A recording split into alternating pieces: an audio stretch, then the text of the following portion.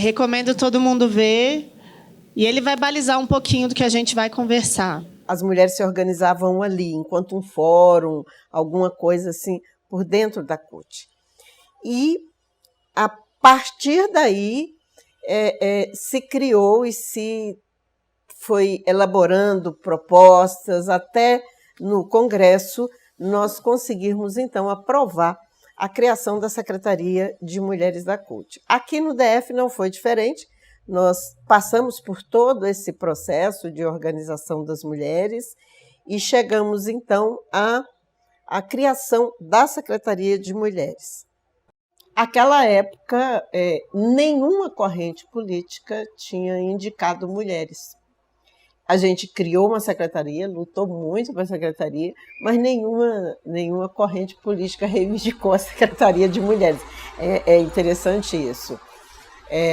A corrente política que eu fazia parte, à época, tinha deliberado a participação de uma outra pessoa, de um outro companheiro, na direção da CUT, e eu não estaria naquela direção.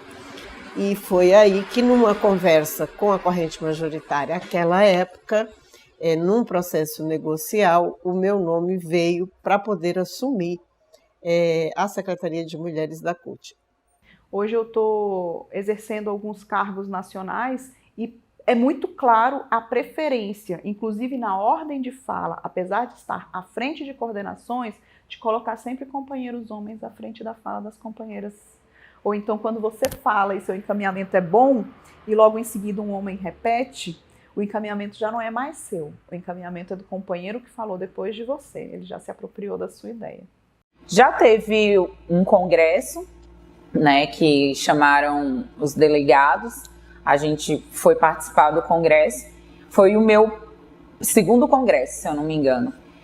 E aí, então, eu não estava entendendo direito o que estava acontecendo. Algumas coisas e tal, a gente vê grupos se formando e tudo. E aí, simplesmente, chegavam para a gente e falavam, vai ter uma votação. Você vai levantar para quando falar o sim, e aí essa votação é só sobre isso. E simplesmente não tinha um debate sobre aquela votação, não interessava se você era contra ou se você era a favor. Quando a gente se relaciona com alguém que é do movimento sindical, a gente é instantaneamente vista como uma extensão daquela pessoa.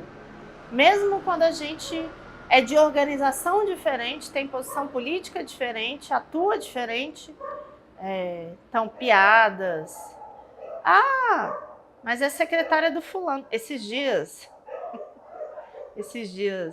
faz pouquíssimo tempo, faz umas 2 semanas, na CUT, um dirigente nacional, que eu não vou falar o nome, e aí eu estava sentada na antessala da CUT e o dirigente virou para mim e falou, olha como ela é uma esposa zelosa, ela fica aqui na antessala da CUT cuidando da sala do marido.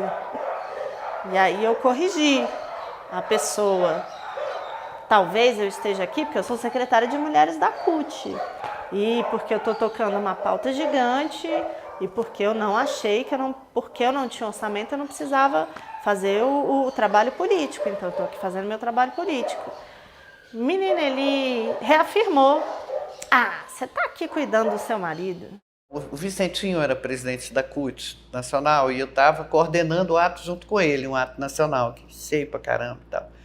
Aí um companheiro chegou para mim, eu era a única mulher no caminhão, falou assim, por que você não fica na escada anotando o nome de quem vai falar? Obviamente a minha reação foi, eu explodi, né? Aí foi complicado. Respondi à altura do que ele deveria ouvir, né? O Vicentinho interveio assim, cara que tinha compromisso, né, com essa coisa das mulheres e tal, mas assim, com a nossa luta, foi um dos exemplos mais claros, né? Só tinha homem em cima do caminhão, então eu tinha que ficar anotando o nome, além de ser professora, né? Deve ter a letra bonitinha e tal. Então, assim, isso era uma coisa cotidiana. Eu tive assim, um momento muito interessante, aqui mesmo na presidência da CUT, imagina, mulher. né, nas greves aí de rodoviários, greve de vigilantes, né, greves onde a maioria eram homens. E eu não deixava de usar a minha roupa que eu queria usar. Então, às vezes, eu vinha de saia, eu tinha que subir num carro num carro de som, né? Num carro, para mim, tá falando para aquele bando de homens, né? Somente dos vigilantes rodoviários. Esse documentário ele tem 1h20, mas eles são muitas histórias que perpassam desde como é que as mulheres elas encontram o caminho de se organizarem nos sindicatos, porque reconhecem a realidade, né, de que é muito difícil você encontrar um caminho de defesa dos trabalhadores que não seja no movimento sindical, no sindicato organizado e das trabalhadoras. E daí todo o percalço que as mulheres começam a passar. A ideia desse documentário ela surgiu no momento onde a gente fez uma pesquisa. A CUT-DF ela tem mais ou menos 120 sindicatos filiados a ela. Ela engloba cidades do entorno do Distrito Federal até a beira do Tocantins. Por exemplo, Campos Belos, a 500 quilômetros daqui, na divisa com Tocantins, é filiada à CUT-DF. Fazendo a pesquisa sobre a paridade, que é a ideia do compartilhamento de poder e de decisões entre homens e mulheres no sindicato, a gente descobriu que, filiado à CUT-DF, só tem um sindicato paritário, que é o sindicato dos professores e das professoras, que tem 80% de mulheres na base, né? Normalmente, os sindicatos do magistério são predominantemente de mulheres na base do sindicato. E, nesse sentido, a ideia era corrigir uma questão histórica. A CUT no DF é a única CUT que teve 3 mulheres presidentas. Então, a gente ouviu 2 delas falarem. A Regiane Pitanga, a Elzira, que foi presidenta da CUT em 1989, e a Érica Cocai. A CUT nacional nunca foi presidida por uma mulher, né? A Carmen assumiu a CUT interinamente, foi a primeira mulher a assumir por alguns dias interinamente, mas nunca teve uma presidenta mulher. Quando a gente conversa sobre paridade, a gente não está conversando sobre uma cota de 50%. Porque, para você participar, por exemplo, dos congressos da CUT, né, o qual o Simpaf é filiado, você precisa cumprir uma cota de 30% nas suas delegações, seja quando são os congressos regionais, seja na plenária estatutária, seja para o Congresso Nacional. Então, existe essa obrigatoriedade. Quando a gente conversa sobre paridade, a gente não está conversando sobre cota.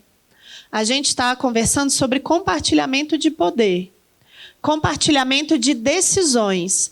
Então, não é paritário um sindicato, por exemplo, que seja composto 50% de mulheres e elas estejam todas na suplência e não tenham nenhum acesso a decidir a decisão sobre a verba e financiamento, sobre as decisões políticas e as prioridades do sindicato.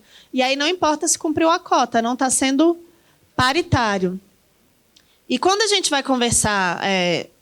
A gente conversa muito no movimento organizado de mulheres, que ele existe dentro do movimento sindical, mas uma coisa que a gente precisa entender, agora que a gente conversa aqui no movimento misto, entre homens e mulheres, que quando a gente começa a falar sobre as características da cultura brasileira, do machismo, do sexismo, do racismo, da homofobia, a gente não está fazendo uma reflexão individual de ninguém. A gente está falando sobre características estruturais da sociedade. Então, não existe isso de alguém dizer que não, eu não sou afetado pelo machismo. Todos os homens são influenciados pelo machismo. Não tem como eu, enquanto uma mulher branca, dizer que eu não sou privilegiada, que eu não sou afetada pelo racismo. É óbvio que eu sou. E enquanto a gente não começa a entender que cultura não tem vacina, que não existe vacina contra a cultura, que ela permeia a nossa vida, do dia que a gente nasce ao dia que a gente morre, porque ela é a estrutura da nossa sociedade, a gente não consegue resolver o problema, a gente nem começa a resolver o problema, porque a gente está simplesmente negando que ele existe. Então, a reflexão do que é a sociedade brasileira, que é uma sociedade extremamente patriarcal, extremamente violenta contra as mulheres de diversas formas. Se eu perguntar aqui para as mulheres que estão nessa sala se alguém já sofreu algum tipo de violência no trabalho, ou em casa, ou no seu cotidiano, ou pegando um ônibus, eu tenho certeza absoluta que todas elas vão levantar as suas mãos, porque a violência ela faz parte do nosso cotidiano e ela é uma característica da sociedade brasileira. Então, não dá para a gente partir do pressuposto que a gente não faz parte dessa sociedade. Ah, não, mas isso não me afeta. Afeta todo mundo. E enquanto a gente não começa a refletir em como as características da nossa sociedade afetam a gente não começa a resolver. O movimento sindical ele é uma parte da sociedade, ele está integrado dentro da sociedade. Nós todos, e nós todas, e nós todos estamos integrados na sociedade. Então, se o sindicato não está discutindo como desconstruir o sexismo e o machismo no sindicato, se ele não cria espaços auto-organizados para as mulheres, espaços mistos de discussão e desconstrução da masculinidade tóxica, ele está errado, porque isso existe na sociedade, logo existe no sindicato, porque o sindicato é uma parte da sociedade. Não existe isso. Então, obviamente, eu não estou falando com ninguém individualmente, eu estou colocando uma reflexão, porque o trabalho que a CUT tem feito, que a gente tem feito na CUT nos últimos 4 anos, é o de fortalecer os coletivos de mulheres, e estamos iniciando um ciclo de debate com os companheiros, que começou agora, no dia 4 de maio, no Teatro dos Bancários, onde a gente fez uma atividade resgatando o que estava sendo discutido na mesa passada, no finalzinho da última mesa, sobre a Convenção 190 da OIT, que é a questão do combate ao assédio moral e sexual nos locais de trabalho. Como eu vi a Mirane falando aqui na mesa passada também, a Convenção 190, a ratificação da Convenção Internacional sobre o Combate ao Assédio Moral e Sexual, ela foi assinada pelo presidente Lula no dia 8 de maio, porém, entretanto, todavia, como todos os projetos e vai passar pela Câmara Legislativa e pelo Senado, que é um contexto bastante conservador e não é, infelizmente, um lugar onde a gente conseguiu eleger maioria de defensores e defensoras da classe trabalhadora. Então, agora, no dia 15 de junho, vai ter a primeira audiência pública, onde a gente vai discutir como vai ser regulamentada a ratificação da emenda da Convenção 190, do combate ao assédio moral e sexual. Porque uma coisa é você dizer que isso é uma coisa legal. Ah, beleza. Mas como que isso vai ser incentivado nas empresas? Qual vai ser o financiamento? Como isso é regulatório? Como vão ser os protocolos? Tudo isso vai passar por uma regulamentação. E é importantíssimo que as companheiras se envolvam nesse processo, mas que os companheiros também. Porque a gente precisa parar de pensar que debater sobre cultura é uma coisa só da galera da cultura. Debater sobre políticas públicas para as mulheres é uma coisa só das mulheres, não tem nada a ver com o resto do sindicato, não tem nada a ver com os homens. Que debater a questão da homofobia é um problema dos LGBTQIA+. Não é problema meu. O problema da classe trabalhadora é um problema do sindicato. Por exemplo, como é que a gente vai dizer que violência doméstica não é uma questão sindical, se ela é uma endemia no Brasil, é uma das principais causas de morte das mulheres, que são mais da metade da classe trabalhadora? E aí o sindicato não tem nada a ver com isso? A gente teve a secretária de Mulheres do Sindserviços, que é o sindicato que atua com as trabalhadoras e os trabalhadores terceirizados, que já são trabalhadores com uma maior vulnerabilidade, tanto de seguridade de direitos, quanto salarial e qualidade de vida. Ela foi executada pelo cara com quem ela se relacionava. Então, eu estava fazendo planejamento sobre o que a gente ia tratar no 8 de março com a Silma, e na semana seguinte ela não existia mais. Isso não é problema do sindicato? O sindicato não tem nada a ver com isso? A CUT não tem nada a ver com isso? Então, o problema que aflige as mulheres, ela é um problema. A mulher que sofre violência doméstica, a mulher que sofre assédio no seu trabalho, ela leva a violência doméstica para o trabalho, ela leva a depressão para o trabalho, assim como ela leva o assédio para casa. Então, é um problema da mulher trabalhadora. E todos os problemas da classe trabalhadora são problemas do sindicato. Então, são coisas que a gente precisa começar a debater. Os debates que a gente precisa aprofundar e precisa avançar para além de apenas conversar sobre isso e criar mecanismos dentro do próprio sindicato, tanto de apoio às trabalhadoras como de combate ao machismo e ao sexismo dentro do próprio sindicato, do movimento sindical, que é um reflexo, o sindicato é um reflexo do que existe na sociedade. E se existe machismo na sociedade, existe machismo dentro do sindicato também, porque ele faz parte da sociedade. Então, eu sei que hoje o dia foi bastante cansativo. Eu já participei de outras atividades da Embrapa e outras atividades do Simpaf e estou disponível para as meninas e para os companheiros todas as vezes que vocês quiserem. Precisamos organizar um debate, precisamos de ajuda. A CUT-DF está super disponível sempre que vocês precisarem. E se vocês não chamarem, eu vou começar não, porque eu já vivo ligando para as meninas. Eu vou incentivar, porque é uma coisa que a gente...